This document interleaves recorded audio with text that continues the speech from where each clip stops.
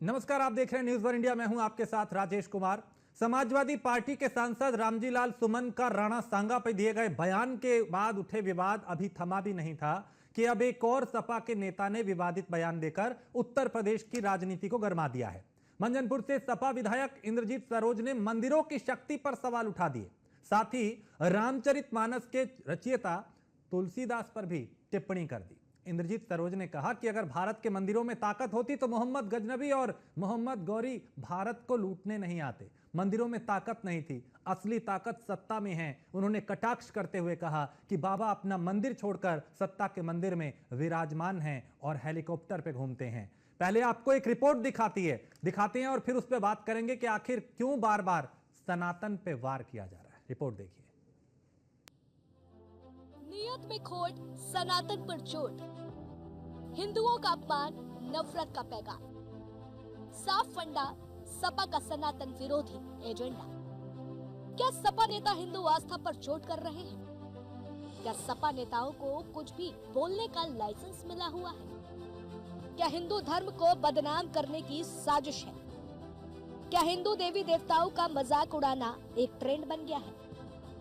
दरअसल ये सवाल इसलिए पूछे जाने लगे हैं क्योंकि सपा नेताओं लगातार हिंदू आस्था को लेकर विवादित बयान दे रहे हैं। सपा के राष्ट्रीय महासचिव और मंझनपुर सीट से विधायक इंद्रजीत सरोज ने हिंदू देवी देवताओं को लेकर एक ऐसा बयान दिया है जिस पर बवाल मच गया है। उन्होंने कहा है कि अगर भारत के मंदिरों में ताकत होती तो मोहम्मद बिन कासिम, महमूद गजनवी और मोहम्मद गौरी जैसे लुटेरे देश में नहीं आते।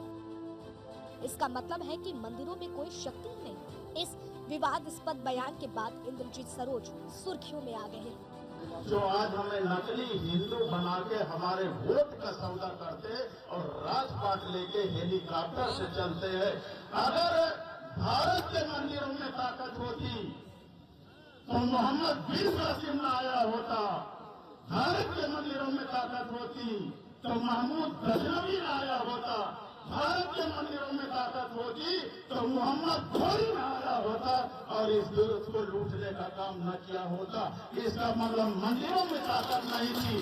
अगर ताकत है तो सत्ता के मंदिर में ताकत है कि बाबा अपना मंदिर छोड़ करके आज सत्ता के मंदिर पर विराजमान है, हेलीकॉप्टर पर चलने का काम करते हैं।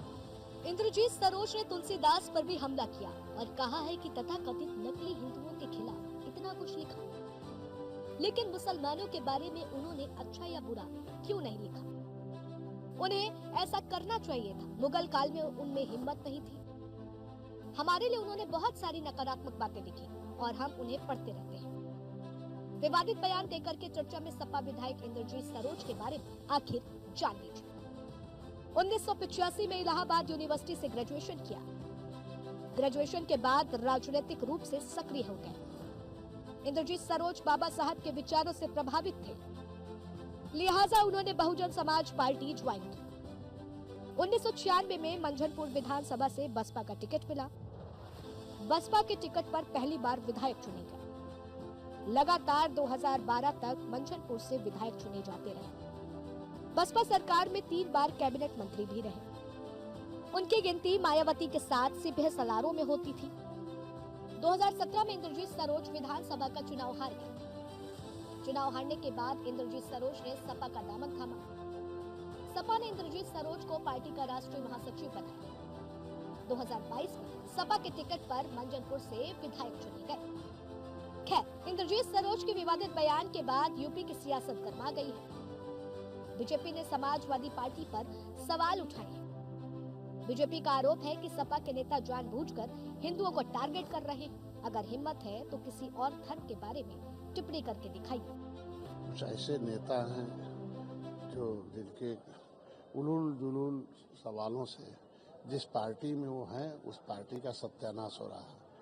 वो नहीं बोलना बल्कि उस पार्टी के सलाहकार उन्हें बुलवा रहे हैं कि जिससे कि 80% निषाद से जो भारतीय सभ्यता को मानने वाले जो हिंदू हैं वो नाराज हो जाए और बाकी वो अलग थलग सत्ता से रहें। ये तो सपा को सोचना है कि सपा को सोचना चाहिए इस समय कि इस बयान से हमें कितना फायदा कितना नुकसान है। ये भारत है, भारतीय है। कोई दुनिया में हमको लगता है दशमलव में नहीं होंगे जो धर्म के मतलब नास्तिक हों। सारे लोग धर्म पर जीते हैं। अभी कहा जाए कि आखिर पाकिस्तान पाकिस्तान था और वहाँ लोग गए तो अल्लाह के नाम पर गए कि यह स्थान जो है अल्लाह का नाम है, यह हिंदुस्तान ठीक नहीं है, तो यहाँ संविधान नहीं चाहिए होता। तो आखिर पाकिस्तान में गरीबी क्यों आ गई, क्यों बीमारी है, क्यों लाचारी है, क्यों बेकारी है, क्यों रो रहे हैं, क्यों आज खाने में न मर रहे हैं, क्या दशा है पाकिस्तान का। तो अगर कहा जाए तो अच्छा तो लगेगा नहीं लोगों को। इस तरीके से उलूल बयान देकर लोगों को इरिटेट करना ठीक नहीं होता। देखिए, समाजवादी पार्टी इसने हमेशा समाज को भ्रमित करके अपनी राजनीतिक रोटियां सेकने का काम किया है। समाज का भला, समाज का विकास, देश की उन्नति, ये समाजवादी पार्टी का एजेंडा कभी भी नहीं रहा है। समाजवादी पार्टी ने हमेशा देश के भावनाओं के विरोध में जो है काम करने का काम किया है। लेकिन आज हमारा देश जानता है कि समाजवादी पार्टी केवल अपने निजी राजनीतिक स्वार्थ के लिए तमाम चीजें कर रही है। समाजवादी पार्टी का असली चाल चरित्र और चेहरा जनता के सामने उजागर हो गया है। देखिए, समाजवादी पार्टी के नेताओं से आप कोई दूसरी अपेक्षा भी नहीं कर सकते। ये तो वही पार्टी है ना जिसकी सरकार जब उत्तर प्रदेश में थी तो इन्होंने शांतिपूर्वक कार सेवा करने जा रहे अयोध्या में कार सेवकों पर गोलियां चलाई थी। कहा जाता है कि उस समय सरयू का पानी जो है वो रक्त से लाल हो गया था। तो ये सरकार से आप क्या एक्सपेक्ट कर सकते हैं? ये निहत्थे कार सेवकों पर गोली चलाने वाली सरकार है। और इनके पार्टी के तो कुछ बड़े नेता हैं जो अक्सर सनातन धर्म के खिलाफ बयान देते रहते हैं, पर इनमें अगर हिम्मत हो तो ये पवित्र कुरान और मक्का मदीना के बारे में बोलकर दिखाए। साहब, हम नहीं चाहते कोई भी किसी धर्म के बारे में अनर्गल टिप्पणी करे, सबकी अपनी धार्मिक आस्थाएं होती है, लेकिन ये क्या फैशन है, ये क्या ट्रेंड है कि आपको लगता है सनातनी सबसे कमजोर है और सनातनियों को टारगेट करते हैं? तो भूल गए समाजवादी पार्टी के नेता कि अब सनातनी जाग गया। और ये बयान देकर उन्होंने लाखों जिन लोगों ने शहादत दी है देश की सीमाओं की रक्षा करते हुए, वो मुगलों का काल हो या अंग्रेजों का काल हो, उनका अपमान कर रहे हैं। मंदिरों में शक्ति भी है, देवों में शक्ति भी है, भारत की भूमि में शक्ति है। इसलिए वो इस्लाम जिसने पूरे के पूरे देश लील लिए, वो भारत में ज्यादा टिक नहीं पाया। इसलिए ये कहना कि भाई मुगलों का पूरे देश में कब्जा हो गया था, ऐसा कभी हो ही नहीं पाया। ये 1000 वर्ष तक संघर्ष काल रहा। शक्ति थी तभी तो पापियों को, लुटेरों को उखाड़ दिया गया। इसलिए देवों में शक्ति है, भूमि में शक्ति है, भारत के नागरिकों की भूमिका में शक्ति है, और मेरे पुरखों की निष्ठा की शक्ति रही, जिसकी मैं अभी चर्चा कर रही थी, जिसके कारण कितने लोग आए उखड़कर यहाँ से चले गए। जमने कभी दिया नहीं गया, जगह जगह उनका विरोध होता रहा। इसलिए मंदिर भक्ति के ही नहीं, शक्ति के भी केंद्र रहे। अब ऐसे में सवाल ये है कि क्या अखिलेश यादव के इंद्रजीत ने मंदिरों पर विवादित टिप्पणी करके जातिगत कार्ड खेला है? सवाल ये भी है कि क्या सनातन पर चोट से 2027 में वोट मिलेंगे? Bureau report, news 1 India. और एक वरिष्ठ पैनल हमारे साथ, गौरव मिश्रा, प्रवक्ता भारतीय जनता पार्टी के हमारे साथ इस वक्त जुड़ चुके हैं। मेजर आशीष चतुर्वेदी, नेता समाजवादी पार्टी के, और आलोक द्विवेदी हमारे साथ पॉलिटिकल एक्सपर्ट हैं। आप तीनों का बहुत स्वागत है। सबसे पहले शुरुआत आशीष जी आप ही से करेंगे। क्या सनातन को गाली देने की, अनाप शनाप बोलने की, पहले स्वामी प्रसाद मौर्य, अभी रामजी लाल सुमन का विवाद नहीं खत्म हुआ था, उन्होंने एक और बौद्ध मठ को लेकर बयान दे दिया, अब इंद्रजीत सरोज आ गए, क्या सोची समझी रणनीति के तहत ये सब किया जा रहा है क्या? मुझे ऐसा लगता है कि कुछ नेता हैं जो पार्टी और देश के हित को किनारे रखते हुए और केवल अपने राजनीतिक चर्चा में आने के लिए बयान देते हैं। और ऐसे नेता केवल समाजवादी पार्टी में नहीं हैं, भाजपा में भी हैं, कांग्रेस में भी होंगे, अन्य दलों में भी होंगे। तो मुझे ऐसा लगता है कि ये जो बयान इन्होंने दिया है ये बड़ा दुर्भाग्यपूर्ण है। कहीं ये वास्तविकता के धरातल पे ये जो है खरा नहीं उतरता है, और उनको ऐसे थोड़ा सोच समझ के बोलना चाहिए। आप क्या कह रहे हैं? धर्म को जो है राजनीति से अलग रखना चाहिए, यही समाजवादी पार्टी का मानना है। हम जो निश्चित मुद्दे हैं उन्हीं पे बात करना चाहते हैं। हम जो धार्मिक चीजें हैं हम उनको राजनीति में नहीं लाना चाहते।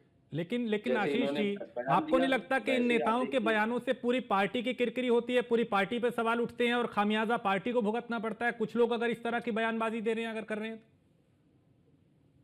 निश्चित रूप से एक धारणा बनती है, लोगों को बोलने का अवसर मिलता है, पार्टी की छवि खराब होती है।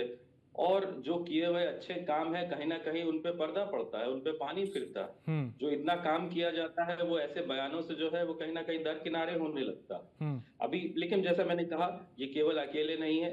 भारतीय जनता पार्टी में संजय निषाद हैं जो मंत्री हैं, उन्होंने इतना अजीब बयान दे दिया। उन्होंने कह दिया कि भगवान राम दशरथ के पुत्र ही नहीं है, वो तो किसी ऋषि के पुत्र हैं।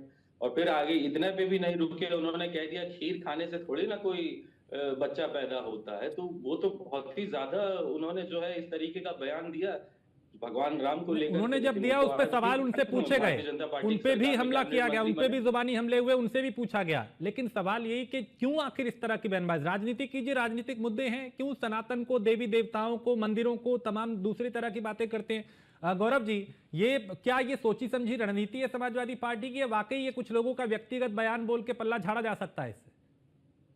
नहीं कुणाल जी, देखिए ये सोची समझी रणनीति का हिस्सा है। समाजवादी पार्टी बहुत भय में है, डर में है, विशेष रूप से जो जिस मुस्लिम वोट बैंक को वो अपनी मिल्कियत समझते थे, अपना पेटेंटेड वोट बैंक समझते थे, वो पेटेंटेड वोट बैंक खतरे में दिखाई दे रहा है। इसलिए उनको खुश करने के लिए हिंदू धर्म के ऊपर, सनातन धर्म के ऊपर, सनातन के सभी मानदंडों को कुचलने का, उसको अपमानित करने का, उसको अपशब्द बोलने का एक बेड़ा उठा रखा है। स्वामी प्रसाद मौर्य ने जिस तरह से रामचरितमानस को, तुलसीदास जी को अपमानित करने का काम किया, जलाने का काम किया, पैरों से रौंदने का काम किया, वहीं पर इनका एक नेता औरंगजेब जैसे आक्रांता का महिमा मंडन करता है। वहीं पर इनका एक नेता जो दलित समाज से आता है, वो सदन के अंदर वीर शिरोमणि राणा सांगा को अपमानित करने का काम करता है। और फिर इनके नेता उसी सांसद के नाम पर दलित और सवर्ण का कार्ड खेलते हैं। तो ये बहुत स्पष्ट पिक्चर दिखाई दे रही है कि हिंदू धर्म में ये बंटवारा चाहते हैं। और बंटवारा भी किस स्तर का? बंटवारा भी उस स्तर का जिसमें समाज आपस में एक दूसरे के ऊपर तलवारें खींच ले, जातियां आपस में एक दूसरे के से लड़ने लगे, सड़कों पर उतर जाए। देखिए किस तरीके से समाज में ये एसिड फेंक रहे हैं, तेजाब फेंक रहे हैं, उसके बाद कह रहे हैं कि इतिहास पे ध्यान मत दो। इतिहास जोड़ नहीं रहा है तो उसको ध्यान देने की जरूरत नहीं है। और उसी इतिहास के पन्ने से विषय उठा करके और तेजाब फेंकने का काम उसी समाज के ऊपर कर रहे हैं। कौन गया था इनसे कहलवाने के लिए? किसी भारतीय जनता पार्टी या किसी अन्य दल ने कोई बयान नहीं दिया था। लेकिन इस तरह का ये जो खतरनाक खेल खेल रहे हैं, ये इनकी लुटिया पूरी तरह से डूबे दे जाए। और जो 37 सीट जो बिल्ली के भाग्य से छीका कभी टूट जाता है ना, 2024 में जो टूटा, उससे इनको गलतफहमी हो गई है। वो गलतफहमी 2027 में टूट जाएगी। ठीक है, पता लग जाएगा, यानी वो अति आत्मविश्वास हो रहा है और इसके चलते इस तरह की बयानबाजियां हो रही है। ठीक है आलोक जी, ये इस बयान के क्या वाकई इसको क्या मायने समझे? क्योंकि क्या इसे व्यक्तिगत बोल के पल्ला झाड़ा जा सकता है और कोई एक नेता नहीं है? बार बार कभी पहले स्वामी प्रसाद मौर्य थे, अभी ये रामजी लाल सुमन का मामला ठंडा नहीं हुआ था, फिर उन्होंने बौद्ध मठ वाला बयान दे दिया, अभी ये इंद्रजीत सरोज आ गए हैं। तो क्या ये सब सोची समझी रणनीति के तहत हो रहा है? सिर्फ पीडीए को खुश करने के लिए सनातन को अपमानित किया जा रहा है? जय श्री राम। मुझे लगता है इसका सबसे जवाब यही है कि मैं अपना जो आज का जो अपना प्रोग्राम है, मैं इसको शुरुआत करूं भगवान के नाम से लेकर के। देखिए रामचरितमानस के बालकांड में चौपाई है, चाकी रही भावना जैसी, प्रभु मूरत दिखे दिन तैसी। तो जिस सरोज जी की जैसी भावना रही वैसी उन्होंने भगवान राम के बारे में एक चित्र प्रेस किया उन्होंने। मुझे लगता है उसके लिए उनको माफी मांगनी चाहिए। यदि वो माफी नहीं मांगते हैं तो जितने भी हिंदू वोटर्स हैं उनको कहीं ना कहीं समाजवादी पार्टी जिस सरोज का बाइकाट भी करना चाहिए। देखिए एक हिंदू धर्म का आस्था का विषय है, कैसे एक नेता बोल सकता है, किसी का आस्था लेकर के बोल सकता है। राणा सांगा विवाद अलग हुआ था, अभी हिंदू धर्म सीधे सीधे टारगेट करके किया जा रहा है। पीढ़ी को खुश करना है, उसके लिए बहुत तरीके हैं ना। आप पीढ़ी को कुछ काम करिए, पीढ़ी खुश हो जाएगा आपसे। आप भगवान को, ईश्वर को, हिंदू गाली देकर के आप कैसे किसी एक तबके को खुश कर सकते हैं? और यदि आप ऐसा कर रहे हैं तो मैं आपको बोल रहा हूँ भगवान श्री राम आपको कभी भी सफल नहीं होने देंगे। ये देश, ये दुनिया ईश्वर ही चला रहे हैं, उन्हीं का आशीर्वाद से हम आप यहाँ बैठे हुए हैं। यदि कोई व्यक्ति, कोई नेता उनके ऊपर कुछ भी अगर राज करेगा तो उसके गंभीर परिणाम भी उसको भगवान जरूर भुगतेंगे, क्योंकि सबका लेखा जोखा भगवान रखते हैं। और जो व्यक्ति भगवान के ऊपर राज करेगा, भगवान उसका भी लेखा जोखा रखे हैं और उसके ऊपर भी अपना जो चाबुक है उसको जरूर चलाएंगे। ये बहुत दुर्भाग्यपूर्ण बयान दिया है। इस बयान की कोई आवश्यकता नहीं थी इस परिप्रेक्ष्य में। ठीक है आशीष जी, ये बयान चूंकि आप ऐसा तो है नहीं कि ठीक है आपका एक फॉर्मूला है कि पीडीए को साथ लेना है, खुश करना है, और पीडीए ने 24 में आपका पूरा साथ दिया, लेकिन आपके साथ यादव भी हैं, हिंदू भी हैं, पीडीए में भी बहुत सारे लोग ऐसे हैं जो आप लोगों के साथ हैं। लेकिन सवाल ये कि क्या बड़ी एक बहुआबादी का अपमान करके, सनातन का अपमान करके, क्या आप उनका वोट ले लेंगे? आपको नहीं लगता ये कुल्हाड़ी पे पांव मारने जैसा है? जैसा मैंने पहले भी कहा कि मैं ना ऐसे बयानों का समर्थन करता हूं, ना ही समाजवादी पार्टी ऐसे बयानों का समर्थन करती है। कुछ लोग हैं जो अपनी समझ से ऐसे बयान देते हैं जो कि बहुत दुर्भाग्यपूर्ण है। और ये दुर्भाग्यपूर्ण स्थिति इसलिए भी बनती है कि विपक्ष जो सत्ता पक्ष में, मतलब जो सत्ता पक्ष है आज की तरफ, वो ऐसी चीजों पे कोई कार्रवाई नहीं करता है। आप देखिए, स्वामी प्रसाद मौर्य का जिक्र हुआ, उसने रामचरितमानस जलाई, सबने देखा गलत था, लेकिन क्या उसको जेल भेजा गया? उसको जेल नहीं भेजा गया, वो ऐसे ही घूमता रहा। भारतीय जनता पार्टी ने सोचा कि इसको जेल भेज देंगे तो बयानबाजी बंद हो जाएगी और हमें जो राजनीतिक लाभ मिल सकता है वो नहीं मिलेगा। तो उन्होंने एक सिलेक्टिव उस पे वो कार्रवाई की। बोलते तो रहे कि स्वामी प्रसाद मौर्य गलत है। अरे पुलिस आपकी, प्रशासन आपकी, क्यों नहीं भेजा भाई उसे जेल? आज भी अगर जो बयानबाजी कर रहे हैं नेता, सपा के हों किसी के हों, अगर वो गलत बयानबाजी कर रहे हैं तो आपके पास कानूनी विकल्प है, आप उनके खिलाफ FIR लिखवाइए। लेकिन फिर आप ही लोग तो ये कहेंगे कि लोकतंत्र की हत्या है, ये विपक्ष को सिर्फ जेलों में डाल रहे हैं। लिखवा सकते थे, लेकिन आप सुनिए, आप भारतीय जनता पार्टी क्या करती है? उसने हजारों की भीड़ को तलवारें, तमंचे और कट्टे लेकर के जमा होने दिया। ये तालिबानी हरकत, ये तालिबानी चीज कैसे आ गई हिंदुस्तान के कानून में? क्या प्रावधान है कोई ऐसा कि लोग तलवारें लहराते हुए? अखिलेश यादव को मारने की धमकी दी जा रही है, वो पूर्व मुख्यमंत्री है, उनको मारने की धमकी दी जा रही है। एक दलित सांसद को गला काटने पे एक इनाम घोषित कर रहा है। क्या उनके खिलाफ कोई कार्रवाई करी भारतीय जनता पार्टी की सरकार ने? कोई कार्रवाई नहीं करी। मतलब आज कानून प्रक्रिया ये है कि आप किसी एक सांसद का गला काटने का इनाम घोषित कर लीजिए, आपको कोई नहीं पूछने वाला। तो ये इस तरीके की स्थिति अगर आप बना रहे हैं तो आप माहौल कौन बिगाड़ रहा है? गौरव तो मिश्रा बिगाड़ रहे हैं, कहीं यही लोग तो बिगाड़ रहे हैं माहौल को। गौरव जी, हजारों की भीड़ को कैसे हथियार लहराने दे रहे हैं? ठीक, हजारों की जवाब भीड़ में लेता लोग हूं। हथियार गौरव तलवार मिश्रा, लिए घूम रहे हैं। माहौल आप खराब कर रहे हैं, वो कह रहे हैं जो बयान इस तरह का दे रहे हैं उन पे कार्रवाई क्यों नहीं करते कानूनी? तो संजय निषाद तो इन्हीं की पार्टी में मंत्री है ना, जो कह रहा है कि भगवान राम तो दशरथ के पुत्र ही नहीं है, वो तो कैबिनेट मंत्री बना बैठा हुआ है। गौरव मिश्रा, देखिए, भारतीय जनता पार्टी को स्वप्न आ रहा था क्या कि ये रामजीलाल सुमन संसद में इस तरह से अपमानित करेंगे, गाली देंगे? या फिर अबू आजमी के लिए सब स्वप्न आया था भाजपा को कि ये औरंगजेब को महिमा मंडित करेंगे? या फिर स्वामी प्रसाद मौर्य रामचरितमानस को जलाएंगे? इस तरह की बात करना कितनी हास्यास्पद है। मैं आपके ऊपर थूक दूं, उसके बाद मैं कहूं कि आप यहाँ क्यों खड़े हैं सामने? मुझे थूक आई, मैंने थूक दिया। ये तो किसी सभ्य समाज की दलील नहीं हुई। ये तो सभ्य समाज की दलील नहीं हुई। आपके नेता खुलेआम नंगा तांडव कर रहे हैं, इस तरह की गंदी भद्दी बातें कर रहे हैं, समाज में वैमनस्यता।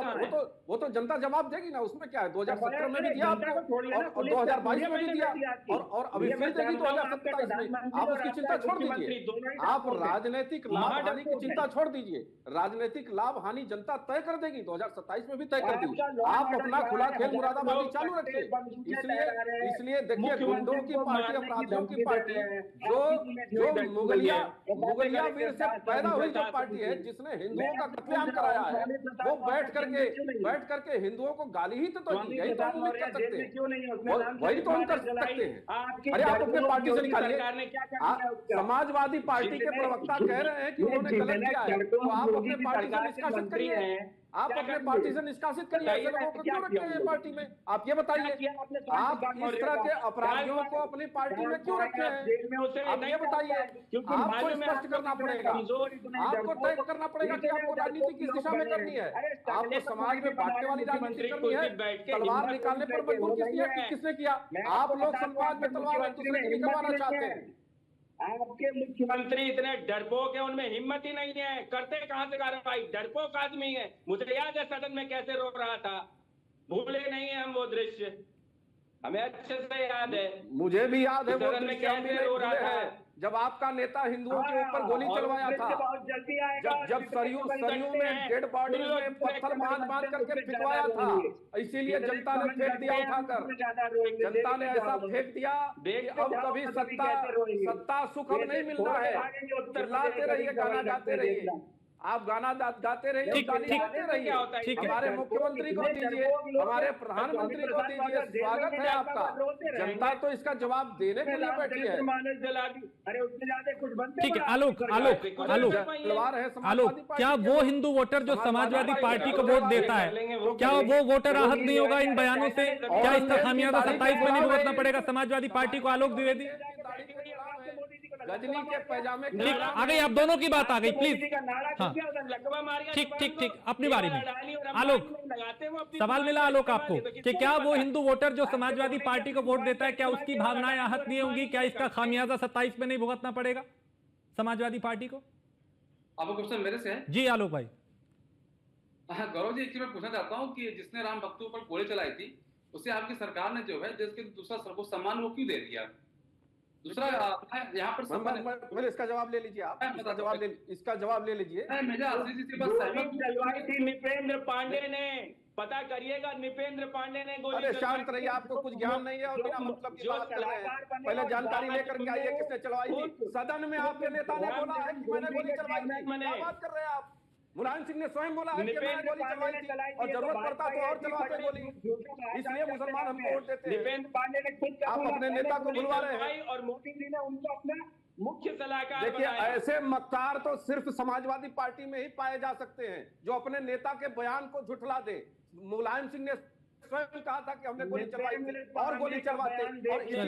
ठीक है, वक्त इतना ही है, लेकिन ये आरोप प्रत्यारोप आखिर आगे कहां जाके थमेगा? चूंकि आप तीनों का बहुत शुक्रिया, क्योंकि सवाल यहां पे ये कि वो हिंदू वोटर जो सपा को अगर वोट देता है, क्या देवी देवताओं का, क्या मंदिरों का, क्या इस तरह से राणा सांगा का अपमान करके समाजवादी पार्टी उनको आहत नहीं कर रही, और क्या इसका खामियाजा उन्हें आने वाले चुनाव में नहीं भुगतना पड़ेगा? बहरहाल अभी तो फहरिस्त नेताओं की लंबी होती जा रही है जो सनातन को लेकर, महापुरुषों को लेकर विवादित बयानबाजियां कर रहे हैं।